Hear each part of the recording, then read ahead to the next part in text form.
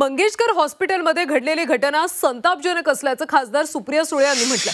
या हॉस्पिटलकडे 27 कोटी रुपयांचं मिळकत कर थकीत आहे, मात्र प्रशासन त्यावर कारवाई करत नाही असा आरोप सुद्धा सुळेंनी केला।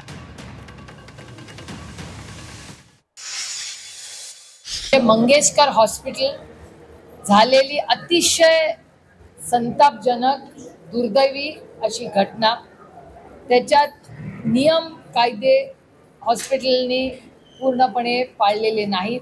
साधा टॅक्स पण पुणे म्युनिसिपल कॉर्पोरेशनचा जो हक्काचा आहे, जो तुम्हाला आणि मला आपल्या घरांसाठी भरावा लागतो, जी पुणे म्युनिसिपल कॉर्पोरेशन 10-20 हजार रुपये एखाद्या गरीब कष्ट करणाऱ्या टॅक्स भरणाऱ्या माणसाला जर एखाद्या वेळेस टॅक्स भरला नाही तर तुमच्या घराच्या आपल्या सगळ्या पुणेकरांच्या घराच्या बाहेर येऊन ते बँड वाजवतात 5-10-20 हजार रुपयाला।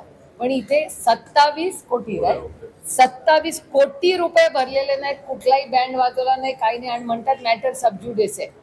आता हे म्हणजे आम्हाला तरी कुणालाच मान्य नाहीये, आणि त्यांनी जे आम्हाला एक्सप्लेनेशन त्याचं दिलं ते कुठल्याही कायदे नियमात पुणे म्युनिसिपल कॉर्पोरेशनच्या बसत नाही।